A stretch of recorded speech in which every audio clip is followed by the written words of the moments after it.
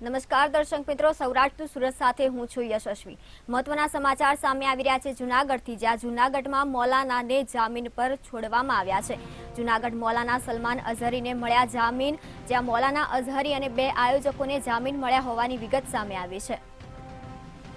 Court દ્વારા ₹15,000ના જામીન કરવામાં આવ્યા મંજૂર। કોર્ટનો સમય પૂરો થતા કાલે કરાશે જામીનની પ્રક્રિયા। સુરક્ષાને લઈને મૌલાનાને રાજકોટ જેલમાં મોકલાશે। જૂનાગઢથી આ મહત્વના સમાચાર સામે આવ્યા છે, જ્યાં પોલીસ સુરક્ષા સાથે પહોંચાડાશે રાજકોટની જેલમાં મૌલાનાને। રાજકોટથી કચ્છ પોલીસ લેશે મૌલાનાનો કબજો। આયોજક અજીમ ઓડેદરા અને યુસુફ મલકને જૂનાગઢ જેલમાં રાખવામાં આવશે। આવતીકાલે જામીન પ્રક્રિયા પૂર્ણ કરી આયોજકોને મુક્ત કરાશે। મૌલાના અઝહરી અને બે આયોજકોને જામીન મળ્યા।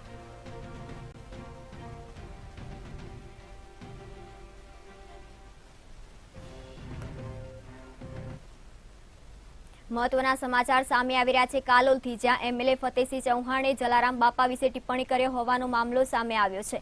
આ મહત્વના સમાચાર કાલોલથી સામે આવ્યા છે, જ્યાં કાલોલ ધારાસભ્ય ફતેહસિંહ ચૌહાણનો ટિપ્પણી મામલો સામે આવ્યો છે। અમરેલી જિલ્લા લોહાણા સમાજમાં ભભૂક્યો ઉગ્ર રોષ। જલારામ બાપા વિશે ટિપ્પણી કરતા ઘેરા પ્રત્યાઘાતો પડ્યા છે।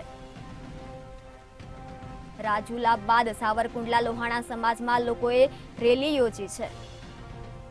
રેલી સ્વરૂપે મામલતદાર કચેરીએ પહોંચી આવેદનપત્ર આપવામાં આવ્યું છે। મહત્વના સમાચાર સામે આવે છે, જ્યાં જય જય જલારામના નારા લગાવી કડક કાર્યવાહીની માંગ કરી રહ્યા છે। અમરેલી જિલ્લા લોહાણા સમાજમાં રોષ ભભૂકી ઉઠ્યો છે। જલારામ બાપા વિશે ટિપ્પણી કરતા ઘેરા પ્રત્યાઘાતો પડ્યા છે। રાજુલા બાદ સાવરકુંડલા લોહાણા સમાજના લોકોએ રેલી યોજી છે। રેલી સ્વરૂપે મામલતદાર કચેરીએ પહોંચીને આવેદનપત્ર આપવામાં આવ્યું છે, જ્યાં ફતેહસિંહ ચૌહાણનો ટિપ્પણીનો મામલો સામે આવે છે, જ્યાં કાલોલ ધારાસભ્ય ફતેહસિંહ ચૌહાણનો જલારામ બાપા વિશે ટિપ્પણીનો મામલો સામે આવે છે। અમરેલી જિલ્લા લોહાણા સમાજમાં રોષ ભભૂકી ઉઠ્યો છે।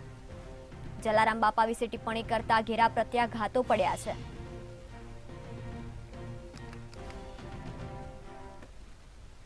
જૂનાગઢ પોલીસ તોડકાંડના આરોપી તરલ ભટ્ટના રિમાન્ડ પૂર્ણ થતા એટીએસ દ્વારા કોર્ટમાં રજૂ કરવામાં આવ્યો હતો। કોર્ટમાં આરોપી તરલ ભટ્ટના વધુ રિમાન્ડની માંગણી કરવામાં આવી હતી, પણ જૂનાગઢ કોર્ટે વધુ રિમાન્ડની માંગણીને નામંજૂર કરવામાં આવી હતી। તોડકાંડના માસ્ટર માઇન્ડ તરલ ભટ્ટ હાલ જેલના હવાલે છે। રાજકોટ શહેરમાં તસ્કરો બંધ મકાનોને સતત નિશાન બનાવીને હાથફેરો કરી રહ્યા છે। રેલનગરના અવધ બંગલોઝમાં ત્રાટકેલા ચોરે મકાનમાં માતા પુત્રીને બાનમાં લઈને રૂમમાંથી રોકડ અને દાગીનાની ચોરી કરી હતી। અવધ પાર્કમાં રહેતા હંસા વાઘેલાના ઘરમાંથી 35,000ની રોકડ અને કપડાની ચોરી થઈ હતી, તેમજ રાજુ વાઘેલાના ઘરમાંથી રોકડ અને સોનાના દાગીના ચોરાયા હતા। અત્યારે તો અમે જ્યારે આ સવારના અમે લોકો ઉઠ્યા ત્યારબાદનું તો આ ચોરી થયેલ છે, અને આ અમે જ્યારે સવારે મમ્મીએ દરવાજો ખોલ્યો પણ ખુલ્યો નહીં એ વસ્તુ હતી, અને પછી અમારા જે રિલેટિવ છે એને અમને ખોલ્યા અને પછી અમે નીચે ઉતર્યા તો અમને ખ્યાલ પડ્યો કે નીચે ચોરી થઈ ગઈ છે। એવું થયું। મુદ્દામાલ તો એટલે પેન્ડલ સેટ છે, પાયલ છે, બ્રેસલેટ છે, ઘણી વસ્તુ, પૈસા ટકા વયા ગયા, કપડાં પણ છોડ્યા નથી એને, ઘણી આવી બધું એવું થયું છે। પોલીસ કમ્પ્લેન્ટ કરી? હા, પોલીસ કમ્પ્લેન્ટ પણ કરી।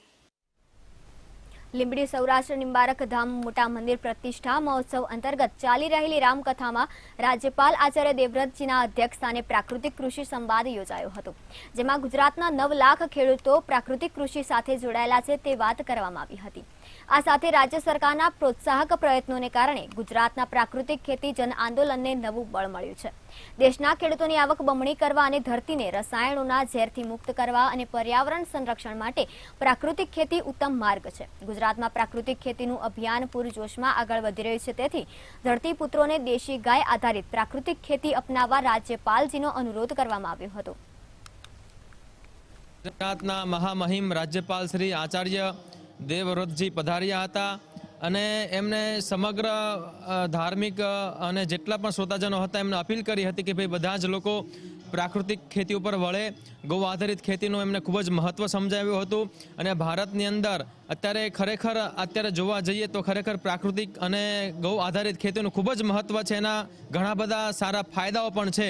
એટલે આપણા રાજ્યપાલશ્રીએ ખૂબ જ બધાને સરસ રીતે સમજાવ્યું અને લોકોમાં ઉતર્યું. અને અમને પણ એક એવું ગૌરવ થાય છે કથાના માધ્યમ દ્વારા કે રાજ્યપાલજીના પ્રયાસ અને પ્રધાનમંત્રી નરેન્દ્રભાઈ મોદીના અથાગ પ્રયાસથી અત્યારે ભારત વિશ્વગુરુ તરફ વળી રહ્યો છે. ત્યારે સાથે સાથે આપણે મૂળ સનાતન જે હિન્દુ સંસ્કૃતિમાં જે કંઈ બધી પરંપરા હતી, આપણે ગૌ આધારિત ખેતી, પ્રાકૃતિક ખેતી, એના પર ફોકસ બહુ પાડે છે અને લોકો આ તરફ વળે છે. એ બહુ ગૌરવની વાત કહેવાય. સુરત માંડવીનું અરેઠ બજાર આજે પણ સજ્જડ બંધ જોવા મળ્યું હતું. સ્ટોન ક્વોરીઓ બંધ કરાવવા મુદ્દે બજાર બંધ રાખવામાં આવ્યું છે. ફક્ત મેડિકલ અને દવાખાનું ખુલ્લું રાખવામાં આવ્યું છે. વેપારીઓએ પણ દુકાનો બંધ રાખી સમર્થન આપ્યું છે. 3 દિવસ સુધી બજાર બંધ રાખવામાં આવશે. દેવભૂમિ દ્વારકાના ભાણવડમાં કન્યા શાળામાં પ્રવાસી શિક્ષકોને છૂટા કરાતા વાલીઓએ આંદોલન કર્યું છે. આગામી દિવસોમાં બાળકોની પરીક્ષા નજીક આવી રહી છે ત્યારે પ્રવાસી શિક્ષકોને છૂટા કરી દેવાના મામલે વિદ્યાર્થીના શિક્ષણને લઈને વાલીઓ ચિંતિત જોવા મળ્યા હતા. સરકાર દ્વારા અધૂરા સત્રમાં જ શિક્ષકોને છૂટા કરી દેવાતા ભાણવડમાં વિદ્યાર્થીઓના વાલીઓ દ્વારા આંદોલન કરાયું હતું. પૂર્વ કોંગ્રેસ ધારાસભ્ય વિક્રમ માડમે શિક્ષકોની કાયમી ભરતી કરવા રજૂઆત કરી હતી. બાળકોને ઇંગ્લિશ ભણવું છે તો એમને ઇંગ્લિશના સારા ક્વોલિફાઈડ શિક્ષકો મળવા જોઈએ. જે નથી મળતા અને બાળકોનું શિક્ષણ બગડે છે, જેમનો પાયો જ નીચેથી મજબૂત ન હોય, જે બાળકો બચપનથી જ ઇંગ્લિશ પાવરફુલ રીતે જાણી ન શકે, સમજી ન શકે, ભણી ન શકે, તો આવી વ્યક્તિઓને તાત્કાલિક અસરથી કોંગ્રેસ પાર્ટીની માગણી છે કે પ્રવાસી શિક્ષકોની, પરમેનન્ટ શિક્ષકો, ક્વોલિફાઈડ શિક્ષકો તાત્કાલિક અસરથી મળવા જોઈએ. અને આ આંદોલનકારી જે મિત્રો છે એમનો પ્રશ્ન સાચો છે, એમની માંગ સાચી છે અને આ માંગની સાથે કોંગ્રેસ પાર્ટી સંપૂર્ણ એમને ટેકો જાહેર કરે છે.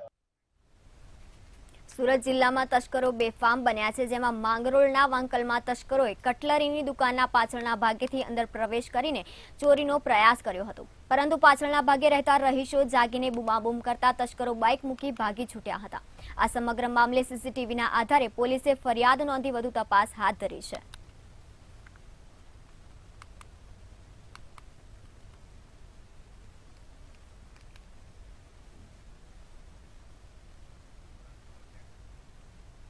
સુરેન્દ્રનગરમાં નશાખોરોનો ત્રાસ. ધાર્મિક જગ્યામાં સ્ટ્રીટ લાઇટની ચોરી કરતા સીસીટીવીમાં કેદ થયા છે. આ અસામાજિક તત્વો માથાભારે હોવાથી અહીં નશામાં ધૂત બનીને અહીંની સ્ટ્રીટ લાઇટની ચોરી કરીને અંધારપટ કરી દેતા ફફડાટ ફેલાયો છે. ધાર્મિક જગ્યાના ટ્રસ્ટીઓ એબી ડિવિઝન પોલીસને અનેકવાર લેખિતમાં ફરિયાદ પણ કરી છે, પણ પરિણામ શૂન્ય આવતા લોકોમાં ભારે રોષ જોવા મળ્યો છે. રાજકોટ પોલીસ ફરી એકવાર વિવાદમાં આવી છે. જેમાં રાજકોટના એક વૃદ્ધે બેંકની લોન ભરવા પોતાની ગાડી વેચવા કાઢી હતી. ત્યારે એક યુવાને 6.11 લાખમાં નક્કી કરેલી ગાડી 1.11 રોકડા આપી 5 લાખનો આપ્યો ચેક, જે રકમ વૃદ્ધ મળી નહીં.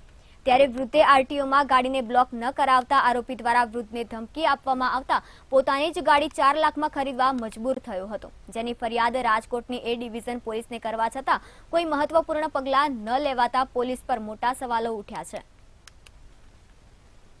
અમે આરટીઓમાં એ ગાડી પછી બ્લોક કરાવી દીધી. એ ગાડી બ્લોક કરાવ્યા પછી અમને જામનગરથી ફોન આવ્યો કે તમારા ગાડીના આધાર કાર્ડમાં પિન્ટુભાઈનો ફોન નંબર છે, કે ગાડી ટ્રાન્સફર કેમ નથી થતી, કે પરિવહનમાં અમે જોયું. કીધું ગાડી તો અમે બ્લોક કરાવી છે, તમે ગાડી તો કે ધમકીના સુરમાં એને કીધું કે ગાડી છે ને તમે બ્લોક ઉઠાવી લ્યો. કે અમે કીધું ભાઈ બ્લોક છે ને મારી પાસે ચીટિંગ કરીને લઈ ગયો, 1 લાખ રૂપિયા 1,11,000 દઈને ગાડી લઈ ગયો છે, કેવી રીતે બ્લોક હટાવું.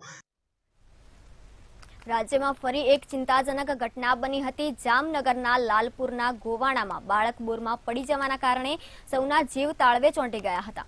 આશરે 2 થી 2.5 વર્ષનું બાળક બોરવેલમાં પડી ગયું હોવાના સમાચાર મળતા જ સ્થાનિકો ચિંતામાં મુકાઈ ગયા હતા. આ ઘટનાને પગલે એનડીઆરએફ અને રોબોટ માટે મદદ માંગવામાં આવી હતી. જેમાં ફાયરની 9 કલાકની જહેમત બાદ બાળકનું રેસ્ક્યુ કર્યા બાદ 108ની ટીમ દ્વારા વધુ સારવાર માટે બાળકને હોસ્પિટલ ખસેડ્યો હતો. હર વખતે એવું બને છે કે જ્યારે આવા પુલ બને છે ત્યારે અમે અમારા પોતાના હાથથી બનાવેલા જે ઇક્વિપમેન્ટ છે અલગ અલગ એસેસરીઝથી અમે વાપરીને એને યુઝ કરીને ઇમ્પ્રોવાઇઝેશન સાથે અમે છોકરાને પકડીએ છીએ. લાસ્ટ ટાઈમ પણ આ જ રીતે અમે છોકરાને પકડ્યો હતો. એવી રીતે સેમ વસ્તુ ડુપ્લિકેશન કરીને છોકરાને પકડી બાદમાં સાઈડમાંથી ખાડો ખોદીને છોકરાને બહાર કાઢેલ છે. હાલ સૌરાષ્ટ્ર તો સુરતમાં બસ આટલું જ. વધુ સમાચાર માટે જોતા રહો મંતવ્ય ન્યૂઝ. નમસ્કાર.